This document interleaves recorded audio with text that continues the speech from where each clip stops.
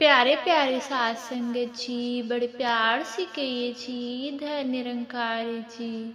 साथ संगत जी, एक नई साखी के साथ स्वागत है आप सभी का आपके ही अपने चैनल पर साथ संगत जी। तो आइए साथ संगत सुनते हैं इस साखी को। साथ संगत जी, बड़े प्यार से कहना जी, धन निरंकार जी। साथ संगत जी, निरंतर प्रभु सिमरन की आदत बनानी चाहिए। साथ संगत जी, ये हम सब के लिए सबसे आवश्यक और जरूरी साधन है।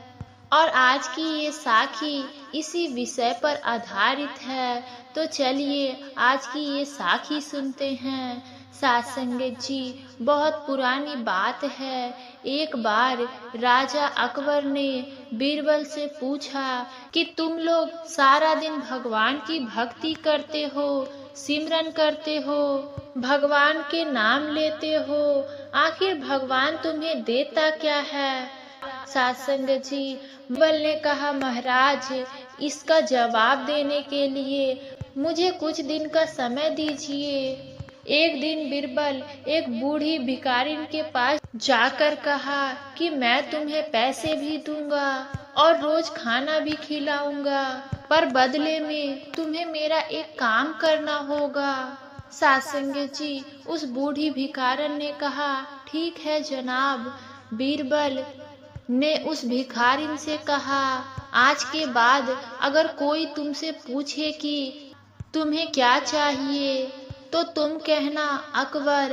अगर कोई तुमसे पूछे कि किसने दिया तो कहना अकबर, शहंशाह ने दिया। वो भिखारिन अकबर को बिल्कुल भी नहीं जानती थी, पर वो रोज रोज हर बात में अकबर का नाम लिया करती थी। कोई पूछता क्या चाहिए तो वो कहती अकबर, कोई पूछता किसने दिया तो कहती अकबर, मेरे मालिक ने दिया है। अब धीरे धीरे ये बातें राजा अकबर की कानों तक पहुंच गई। वो खुद ही भिखारिन के पास गए और पूछने लगे कि ये सब तुम्हें किसने दिया है। तो उस बूढ़ी भिखारिन ने जवाब दिया कि मेरे मालिक, मेरे शहंशाह अकबर ने यह सब कुछ दिया है। फिर अकबर ने पूछा कि तुम्हें और क्या चाहिए।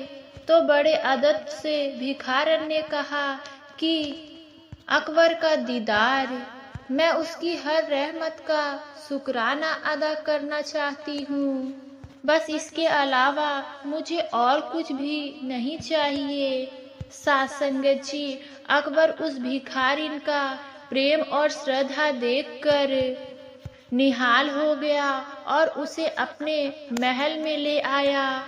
अब वो भिखारिन तो हक्की बक्की रह गई और अकबर के पैरों में लेट गई। कहने लगी कि धन्य है मेरे शहंशाह। अकबर ने उस भिखारन को बहुत सारा सोना दिया, रहने को घर दिया, सेवा करने वाले नौकर चाकर दिए और उसे विदा किए।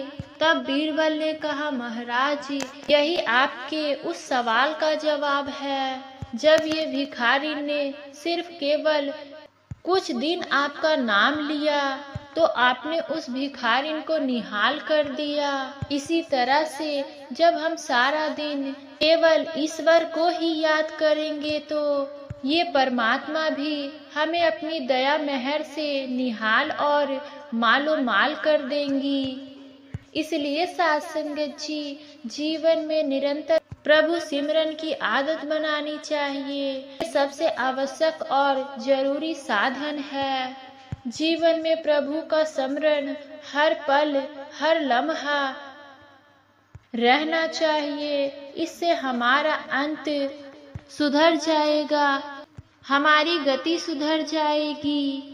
क्योंकि साथ संगत जी, ये परमात्मा ना गिन कर देता है ना तौल कर देता है। ये परमात्मा तो जिसे भी देता है दिल खोल कर देता है।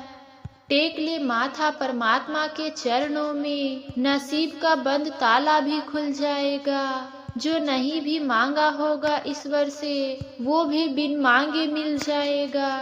इसलिए हमारे मन में हर पल ईश्वर का ध्यान रहना चाहिए। साथ संगत जी, कई लोग कहते हैं कि जब हम सिमरन पर बैठते हैं तो हमारा ध्यान नहीं लगता। इसलिए सिमरन पर बैठते हुए हमें एक बार ध्यान रखनी है कि हमारा मन चाहे कितनी भी चालाकी करे, चाहे कितना ही हमें रोके, लेकिन हमें हार नहीं माननी और हमें सिमरन करते जाना है। एक बार की बात है कि एक शख्स सुबह सवेरे उठा, साफ सुथरे कपड़े पहने और मंदिर की तरफ चल दिया ताकि उसे भगवान का दर्शन का आनंद मिल सके। अब चलते चलते रास्ते में उस शख्स को ठोकर लगी, वो गिर गया। उसके साफ सुथरे कपड़े कीचड़ से भर गए। वो वापस घर आया, कपड़े बदलकर, नहा धोकर फिर से वो मंदिर की तरफ रवाना हुआ। ठीक उसी जगह वो फिर से ठोकर खाकर गिर गया। वो फिर से वापस घर आया, कपड़े बदला, फिर से मंदिर की तरफ रवाना हो गया।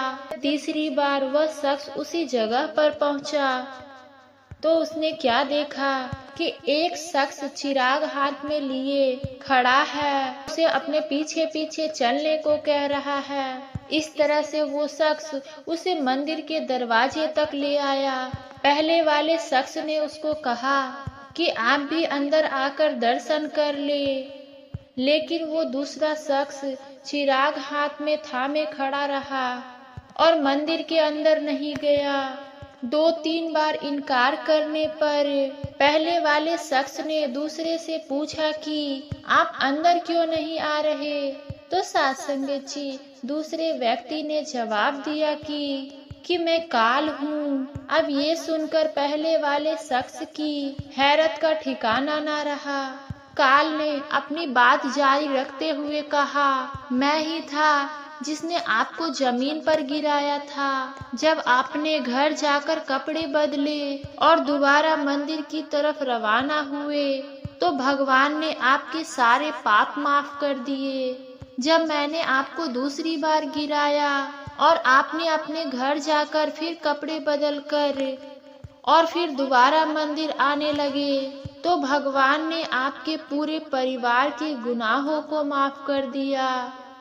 फिर मैं डर गया कि अगर मैं तीसरी बार आपको गिराया और अगर फिर आप कपड़े बदलकर मंदिर चले गए तो कहीं ऐसा ना हो कि भगवान आपके गांव के सारे लोगों का पाप माफ कर दे।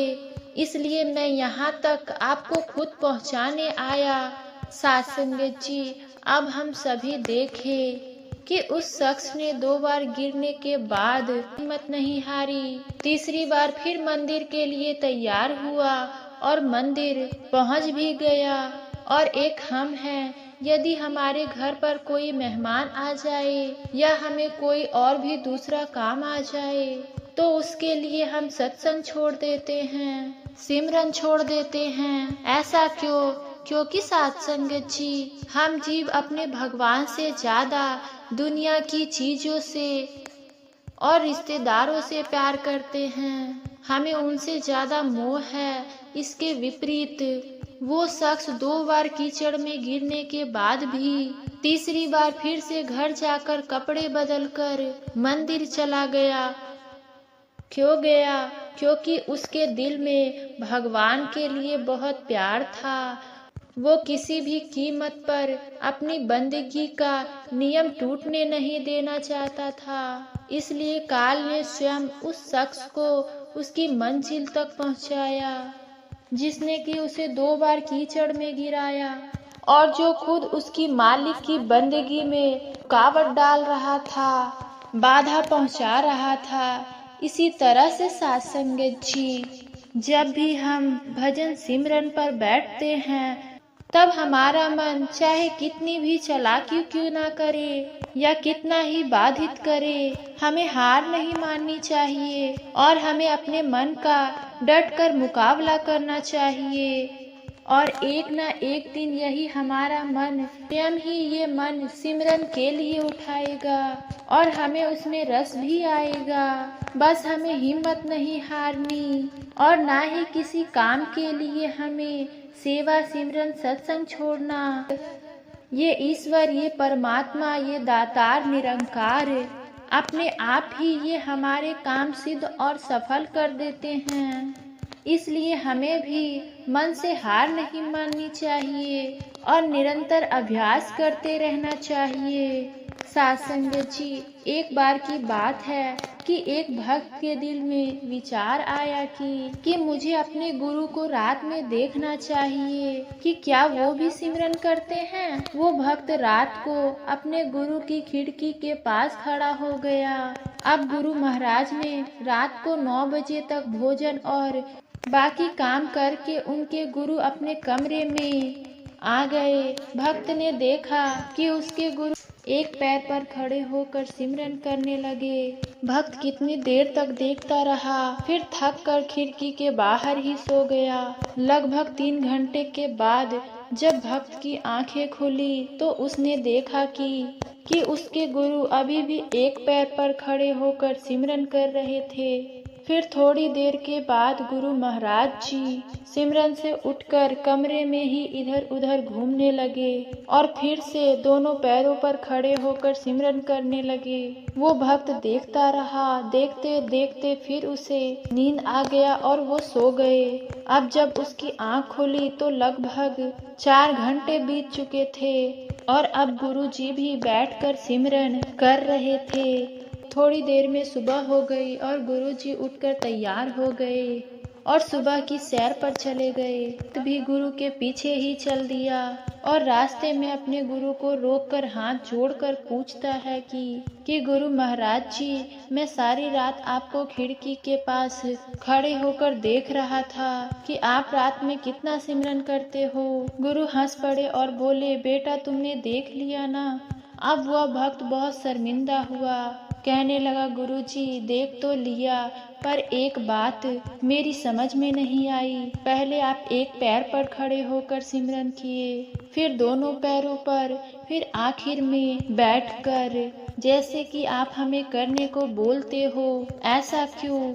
गुरु बोले, बेटा एक पैर पर खड़े होकर मुझे उस संगत के लिए खुद सिमरन करना पड़ता है जिन्होंने ब्रह्म ज्ञान तो लिया है, लेकिन वो लोग बिल्कुल भी सिमरन नहीं करते। दोनों पैरों पर खड़े होकर मैं उस संगत के लिए सिमरन करता हूँ जो संगत सिमरन तो करती है मगर अपना पूरा समय सिमरन को नहीं देते।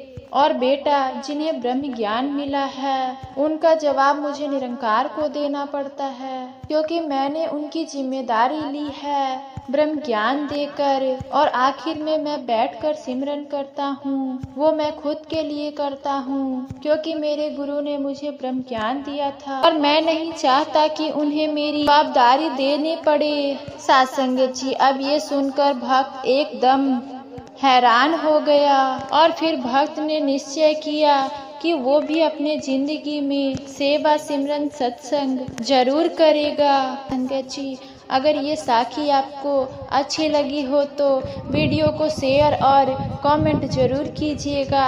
साथ संगत जी, इन्हीं शब्दों से साथ संगत जी आप सभी के चरणों में प्यार भरा धन्य निरंकार जी।